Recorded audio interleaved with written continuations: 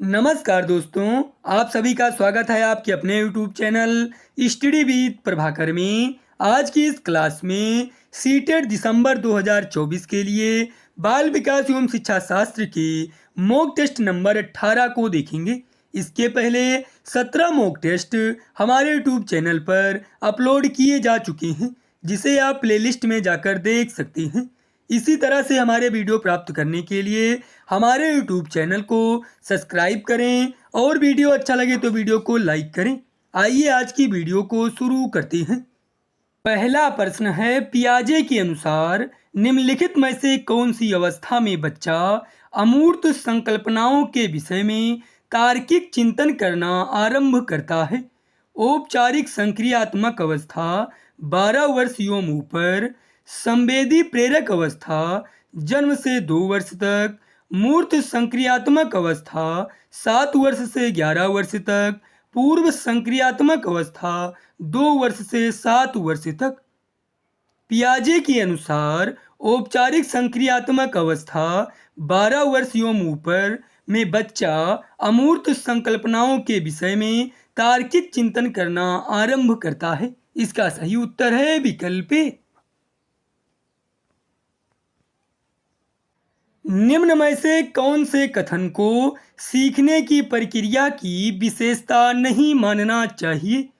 सीखना एक व्यापक प्रक्रिया है। शैक्षिक संस्थान ही एकमात्र स्थान है जहां अधिगम प्राप्त होता है। अनधिगमक भी सीखने की प्रक्रिया है। सीखना लक्ष्योन्मुखी होता है। शैक्षिक संस्थान ही एकमात्र स्थान है जहां अधिगम प्राप्त होता है।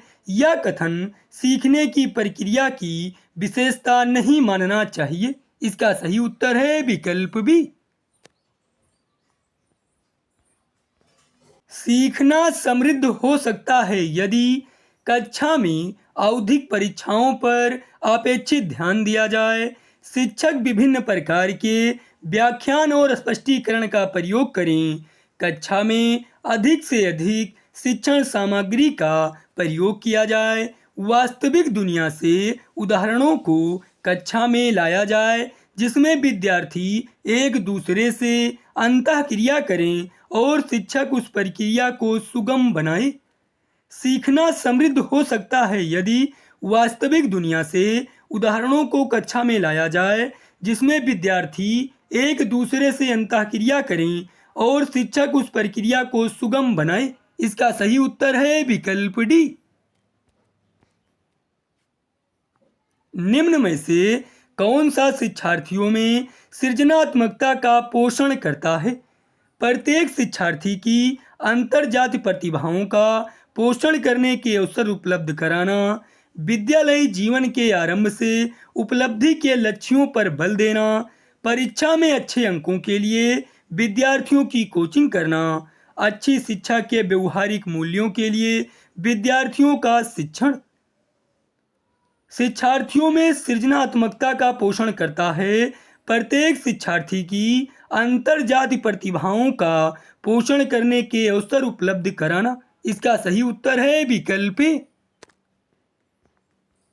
वह अवस्था जब बच्चा तार्किक रूप से वस्तुओं व घटनाओं के विषय में चिंतन आरंभ करता है। औपचारिक संक्रियात्मक अवस्था, पूर्व संक्रियात्मक अवस्था, संवेदी प्रेरक अवस्था, मूर्त संक्रियात्मक अवस्था। वह अवस्था जब बच्चा तार्किक रूप से वस्तुओं व घटनाओं के विषय में चिंतन प्रारंभ करता है, उस अवस्था को मूर्त संक्रियात्मक अवस्था कहते हैं। इसका सही उत्तर है विकल्प डी। मन का मानचित्रण संबंधित है। साहसिक कार्यों की क्रिया योजना से, मन की क्रियाशीलता पर अनुसंधान से, मन का चित्र बनाने से, बोध समझ बढ़ाने की तकनीक से। मन का मानचित्रण संबंधित है मन की क्रियाशीलता पर अनुसंधान से। इसका सही उत्तर है विकल्प बी। प्राथमिक स्तर पर एक शिक्षक में निम्न में से किसे सबसे महत्वपूर्ण विशेषता मानना चाहिए? पढ़ाने की उत्सुकता, शिक्षण पद्धतियों और विषयों के ज्ञान में दक्षता, अतिमानक भाषा में पढ़ाने में दक्षता, धैर्य और दृढ़ता।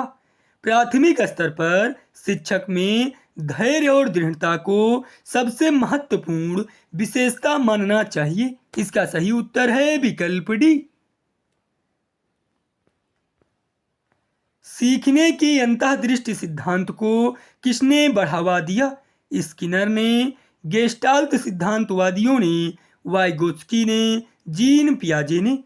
सीखने की अंतःदृष्टि सिद्धांत को गेस्टाल्ट सिद्धांतवादियों ने बढ़ावा दिया। इसका सही उत्तर है विकल्प बी। बच्चों के बौद्धिक विकास की 4 विशिष्ट अवस्थाओं की पहचान की गई। वाइगोत्स्की के द्वारा, स्किनर के द्वारा, कोहलबर्ग के द्वारा, पियाजे के द्वारा। बच्चों के बौद्धिक विकास की 4 विशिष्ट अवस्थाओं की पहचान पियाजे के द्वारा की गई। इसका सही उत्तर है विकल्प डी। विकास कभी न समाप्त होने वाली प्रक्रिया है। यह विचार किससे संबंधित है? अंतःक्रिया का सिद्धांत, एकीकरण का सिद्धांत, निरंतरता का सिद्धांत, अंतः संबंध का सिद्धांत। विकास कभी न समाप्त होने वाली प्रक्रिया है। यह विचार निरंतरता के सिद्धांत से संबंधित है। इसका सही उत्तर है विकल्प सी। निम्नलिखित में से किस अवस्था में बच्चे अपने समवयस्क समूह के सक्रिय सदस्य हो जाते हैं? बाल्यावस्था, पूर्व बाल्यावस्था, किशोरावस्था, प्रौढ़ावस्था। किशोरावस्था में बच्चे अपने समवयस्क समूह के सक्रिय सदस्य हो जाते हैं। इसका सही उत्तर है विकल्प सी। बच्चों की सीखने की प्रक्रिया में माता पिता को भूमिका निभानी चाहिए। नकारात्मक, सहानुभूतिपूर्ण, तटस्थ, अग्रोन्मुखी। बच्चों की सीखने की प्रक्रिया में माता पिता को अग्रोन्मुखी भूमिका निभानी चाहिए। इसका सही उत्तर है विकल्प डी। प्रतिभाशाली होने का संकेत नहीं है। जिज्ञासा, सृजनात्मक विचार, दूसरों के साथ झगड़ना, अभिव्यक्त में नवीनता। प्रतिभाशाली होने का संकेत नहीं है दूसरों के साथ झगड़ना। इसका सही उत्तर है विकल्प सी। डिसलेक्सिया किससे संबंधित है? पठन विकार, मानसिक विकास, गणितीय विकास, व्यवहार संबंधी विकास। डिसलेक्सिया पठन विकार से संबंधित है। इसका सही उत्तर है विकल्प ए। वह कौन सा स्थान है जहां बच्चे की संज्ञानात्मक विकास को सबसे बेहतर तरीके से परिभाषित किया जा सकता है? खेल का मैदान, घर, विद्यालय एवं कक्षा पर्यावरण, सभागार। विद्यालय एवं कक्षा पर्यावरण वह स्थान है जहां बच्चे की संज्ञानात्मक विकास को सबसे बेहतर तरीके से परिभाषित किया जा सकता है। इसका सही उत्तर है विकल्प सी। विशेष आवश्यकता वाले बच्चों को शिक्षा उपलब्ध कराई जानी चाहिए। विशेष विद्यालयों में शिक्षकों द्वारा, अन्य सामान्य बच्चों के साथ, विशेष विद्यालयों में विशेष बच्चों के लिए विकसित पद्धतियों द्वारा, विशेष विद्यालयों में। विशेष आवश्यकता वाले बच्चों को शिक्षा उपलब्ध कराई जानी चाहिए अन्य सामान्य बच्चों के साथ। इसका सही उत्तर है विकल्प बी। किशोर डांट डांट का अनुभव कर सकते हैं। आत्मसिद्धि के भाव, बचपन में किए गए अपराधों के प्रति डर के भाव, दुश्चिंता और स्वयं से सरोकार, जीवन के बारे में परितृप्ति के भाव। किशोर दुश्चिंता और स्वयं से सरोकार का अनुभव कर सकते हैं। इसका सही उत्तर है विकल्प सी। निम्नलिखित में से कौन सा सूक्ष्म गति कौशल का उदाहरण है? दौड़ना, फुदकना, चढ़ना, लिखना।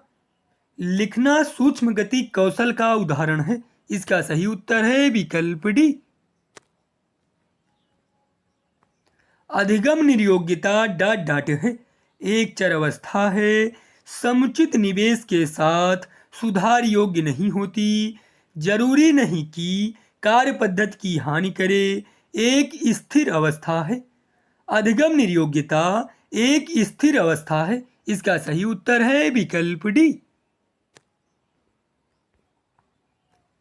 भाषा और अवबोधन से संबद्ध विकार है। भाषाघात, पठन वैकल्य, वाक संबद्ध रोग, चलाघात। भाषा और अवबोधन से संबद्ध विकार है पठन वैकल्य। इसका सही उत्तर है विकल्प बी।